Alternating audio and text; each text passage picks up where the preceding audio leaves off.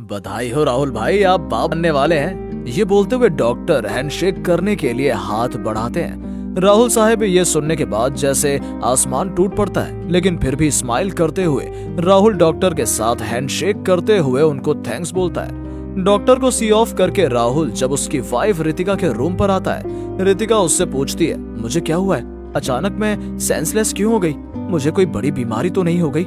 रितिका की बात सुनकर राहुल गुस्से से जवाब देता है, नहीं, तुम्हारे लिए खुशी की बात है, तुम माँ बनने वाली हो, लेकिन इस बच्चे का बाप मैं नहीं हूँ, कोई और है। ये बोलते हुए राहुल गुस्से से रूम के बाहर चला जाता है। रितिका डर के मारे चुप रहती है। 3 साल के बाद राहुल साहब सऊदी अरब से अपने देश वापस लौटता है। सिर्फ 5 दिन ही हुए थे राहुल को आए। इस बीच रितिका का प्रेग्नेंट होना पॉसिबल ही नहीं था। तब से बच्चे का बाप कौन है? 5 साल उनके मैरिड लाइफ में रितिका को बहुत प्यार दिया राहुल ने, और रितिका ने उनके साथ इतनी बड़ी गद्दारी की है। ये सब सोचते सोचते बहुत टाइम चला गया।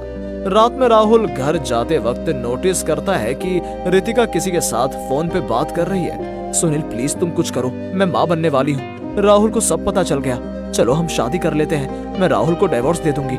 उस तरफ से सुनील बोला, कल तुम पार्क में आओ, हम देखते हैं हम क्या कर सकते हैं। अब रितिका ने आराम से फोन रख दिया। रितिका और सुनील की बातें सुनकर राहुल को बहुत तकलीफ हो रही थी।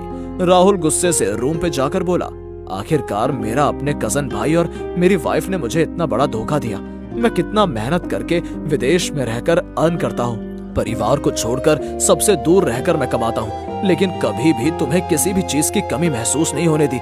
महंगे गहने, मोबाइल फोन्स जब जो चाहिए खरीद कर दिया, और तुमने मुझे ऐसा धोखा दिया। रितिका राहुल से बोलती है, देखो राहुल, तुम इतने दिन देश में नहीं थे, मैं अपने मन की बात बोलूं, मेरे पास कोई नहीं था, बहुत अकेली हो गई थी मैं, इसलिए मैंने सुनील से दोस्ती की। उसके बाद क्या से क्या हो गया हमें पता नहीं चला। तुम मुझे गलत मत समझो, मैं सिर्फ आज की रात ही तुम्हारे साथ रहूंगी, कल सुबह ही चली जाऊंगी।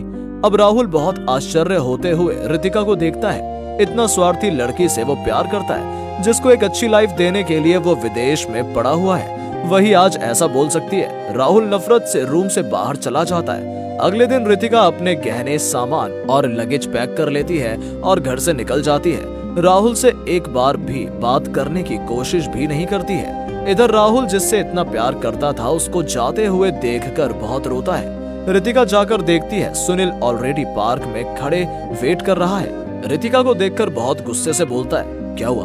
तुमको मैंने मिलने के लिए बुलाया था, ये सब क्या है? कहाँ जाओगी ये सब लेकर? रितिका आश्चर्य होकर बोली, कहाँ जाओगी मतलब?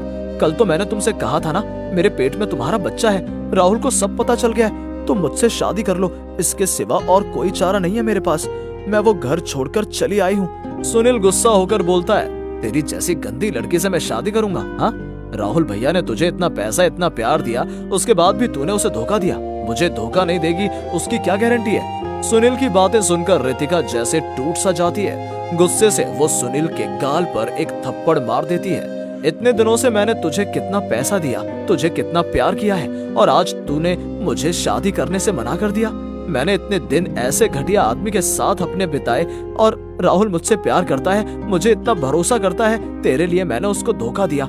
ये मैंने क्या कर दिया? अपना नसीब मैंने खुद बिगाड़ा। रितिका रोते रोते बैठ जाती है। सुनील वहाँ से तुरंत चला जाता है। रितिका उसको जाते हुए देखकर रोती है और सोचती है, अपनी छोटी सी खुशी के लिए मैंने अपने पति को धोखा दिया, इसकी वजह से मैंने आज सबको धोखा दिया, सबको खो दिया, भिखारिन बन गई। अभी पेट में इस अनजान बच्चे को लेकर मैं कहाँ जाऊँ? ये समाज मुझे स्वीकार नहीं करेगा। मेरे जैसे धोखेबाज का यही हाल होना चाहिए। हे भगवान, मुझे माफ कर देना।